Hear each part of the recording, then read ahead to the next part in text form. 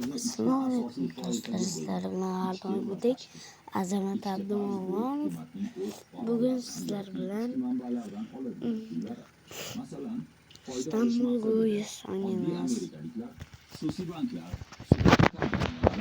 investitsiyachilik obligatsiyalarini sotib oladi va hukumatga pul beradi. Xuddi shunday, O'zbekiston hukumati ham ichki bozorda doimiy ravishda obligatsiyalar chiqarib, mahalliy moliya bozoridan qarz olib keladi.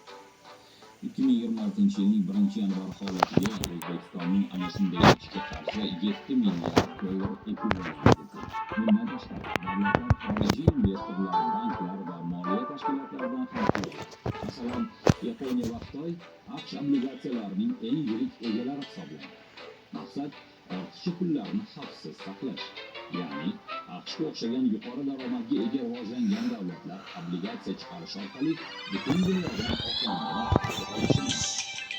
Bu qimmatli qog'ozlar muddati tugagunga qadar ikkilamchi moliya bozorlarida faol muomalada bo'ladi. Agar mamlakat iqtisodiyoti yetarli darajada barqaror bo'lmasa, aksariyat xorijiy hukumatlar uning obligatsiyalarini sotib olmaydi. Chunki zaifroq iqtisodiyotlar qarzni to'lay olishga kafolat yo'q.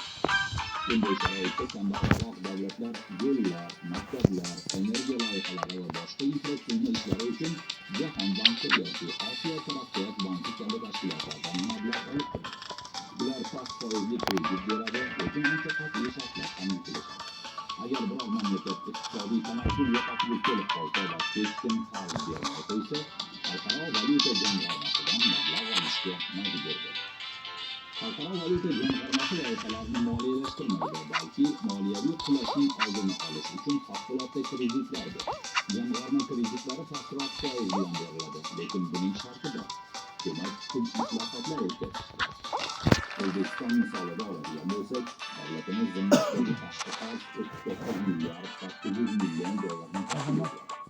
Bundan 8 milliard 900 million dollar yoki umumiy qarzning 22% Jahon bankidan, 8 milliard 300 million dollar esa umumiy qarzning 21% Osiyo taraqqiyot bankidan olingan.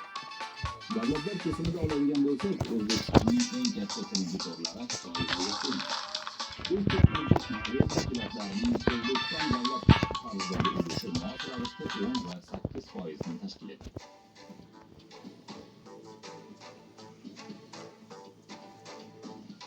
Odatda qarzdorlik so'zi jamiyatda qo'rquv uyg'otadi. Ammo davlatlar haqida Like va obuna bo'lib qo'yinglar.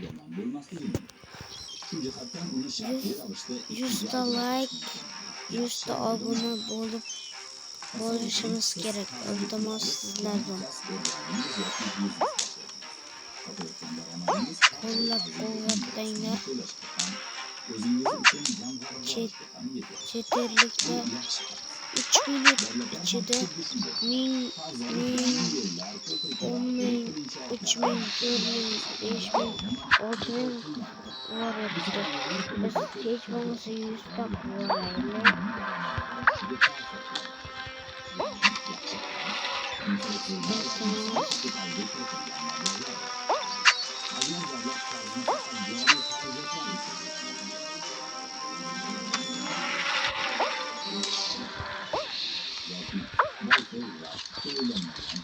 Narxi turli qimmatlashtirilgan loyihalar uchun esa vaqt o'tib muammolar yuzaga keladi. Endi eskisini qaytarish jimgina kredit olinadi va bora-bora davlat qarz boriga tushadi. Keyin birlanish xarajatlar, ijtimoiy himoya, sog'liqni saqlash va ta'limdan pulni tejash kreditlarni yaxshi yo'naltirishdir. Investorlar ishonchi yo'qoladi. Ular mamlakat o'z qarzini qaytara olishiga shubhalanadi va bu davlatning kredit reytingiga ta'sir etadi. Xuddi odamlarning bankdagi kredit davlat mamlakatlar ham kredit reytingiga ega. Yomon reyting qarz olishni qiyinlashtiradi. Natijada investorlar qarz berishni to'xtatadi yoki risk balandligi sabab yuqori foiz stavkalarini talab qiladi. Shu tariqa olingan qarz o'zini oqlashi uchun iqtisodiyot yuzaga kelgan majburiyatlardan kattaroq hajmda o'sishi shart. O'zbekiston misolida oladigan bo'lsak, davlat tashqi qarzining teng yarmi, ya'ni 50% davlat byudjetini qo'llab-quvvatlashga yo'naltirilgan. Qolgan qismi yoqilg'i energetika sohasi, qishloq xo'jaligi, transport, infratuzilma va ijtimoiy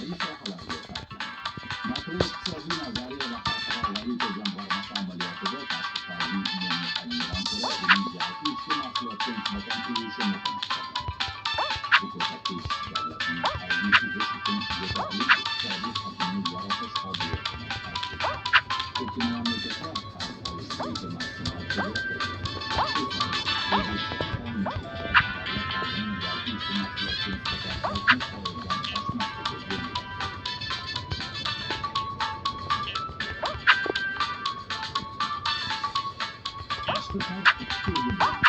Davlat qarzi va korporativ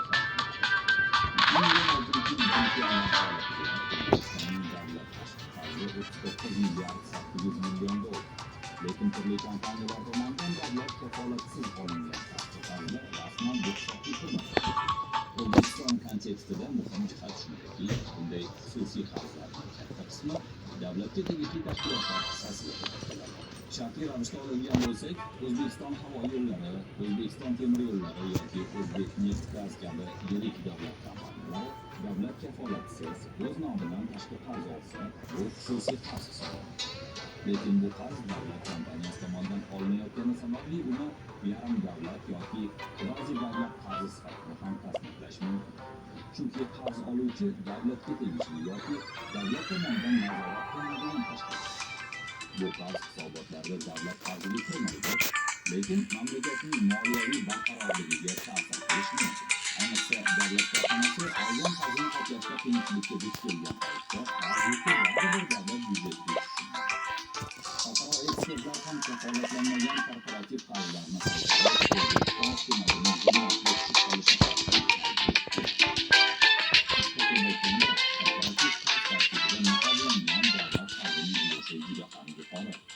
Oxirgi ochıqlangan ma'lumotlarga ko'ra, 2025 yil davomida O'zbekistonning yalpi tashqi qarzi 18 milliard dollarga oshib, yil yakunida 82 milliard dollarga yetgan. Bundan oldingi yalpi tashqi qarz shiddatli ravishda oshib boryapti va oxirgi 5 yilda 2 barobardan ko'proq ko'paydi. 2026 yil birinchi yanvar holatiga O'zbekistonning davlat qarzlari jon boshiga hisoblaganda har bir o'zbekistonlikka 1225 dollardan, umumiy tashqi qarz 2149 dollardan.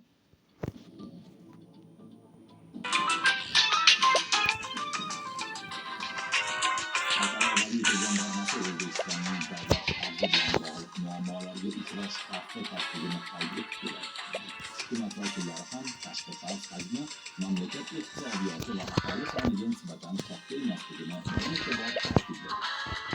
Ayrimlar Yaponiya, Xitoy, Amerika kabi mamlakatlarga qaraygan, shuncha katta qarz bilan ham bemalol yashab yuribdi-ku degan iddaolarni keltirishadi. Ammo bu yerda ushbu mamlakatlar bilan jiddiy farqlar bor. Qarz miqdorining oshib borayotgani quyidagi omillar sabab ehtimoliy xatarlarni yuzaga keltirishi mumkin. Birinchidan, O'zbekiston iqtisodiyoti yetarli darajada diversifikatsiyalanadi. Tabiiy resurslar, oltin, uran, neft va ma'lum bu turdagi iqtisodiyot tashqi bozor shoklariga anchalik tez yoki Yaponiya kabi rivojlangan davlatlarning ham katta miqdorda tashqi qarzi bor. Ammo yuqoridagi mamlakatlar juda katta ishlab chiqarish va eksport potensialiga ega. Ya'ni ularning iqtisodiyoti to'liq diversifikatsiyalangan. Ulardan farqli o'laroq, oltin yoki mis narxining tushib ketishi. Konditsioner tagida o'tirib tez-tez shamollab qolyapsizmi? Konditsioner uchun maxsus himoya ekrani sizni skvoznak va to'g'ridan-to'g'ri uradigan konditsioner tagida o'tirib tez-tez shamollab xona bo'ylab bir konditsioner uchun maxsus universal ekrani siz uchun deyarli hamma konditsionerlarga beradi. O'rnatish uchun hech qanaqa havoni xonaga bo'ylab 2 minutda o'zingiz osongina taqib olasiz. Yana bir zo'r tarafi, xonadan doim yoqimli hid kelib turishi uchun maxsus aroma kuchchasi 4% SDR.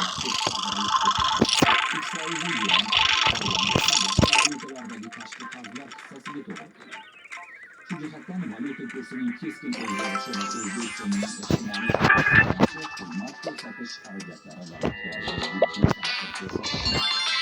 Ya'ni, qarzga xizmat ko'rsatish xarajatlari uchun mablag' milliy valyutada shakllanishini inobatga olish lozim. Ikkinchidan, qarz uchun xizmat ko'rsatish xarajatlari oshib boryapti. Masalan, 2025 yilda davlat qarzi bo'yicha foiz xarajatlari 18,1 trillion so'mga yetdi. Taqqoslash uchun bu ko'rsatkich 2024 yilda 14,5 trillion so'm, 2023 yilda esa 8 trillion 200 milliard so'm bo'lgan. Ya'ni 2 yilda 2,2 barobarlik o'sish kuzatilgan. Bunda 18 trillion 100 milliard so'm faqat foiz to'lovlari bo'lib, asosiy qarzga xizmat ko'rsatish xarajatlarini o'z ichiga olmaydi. To'lovlarning oshib borishi yangi qarz olish va oldin olingan qarzni qaytarish miqdorlarining tenglashib qolishiga olib kelishi mumkin. Bunday sharoitda eski qarz yangi qarz bilan yopiladi.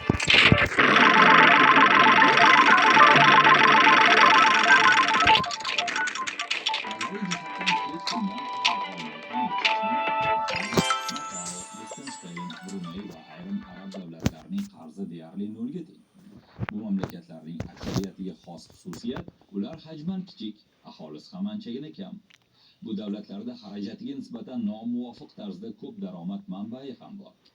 Masalan, Fors ko'rfazidagi arab mamlakatlari va Bruney neft va gazning ulkan zaxiralariga ega bo'lib, nisbatan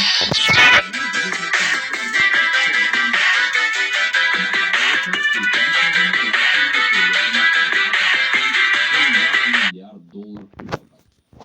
Liechtensteinga kelsak, bu mitti davlat jahonning muhim moliya markazlaridan biri hisoblanadi. Aholisi esa atigi bir necha yuz ming kishi. Tabiiyki, ulkan infratuzilma, mudofaa va ijtimoiy harakatlar ham katta emas. Yuqoridagilardan kelib chiqib aytish mumkinki, doimiy byudjet defitsiti va u boshqa davlatlarda takrorlab bo'lmaydigan geografik yoki iqtisodiy sharoitlar tufayligina bo'lishi mumkin.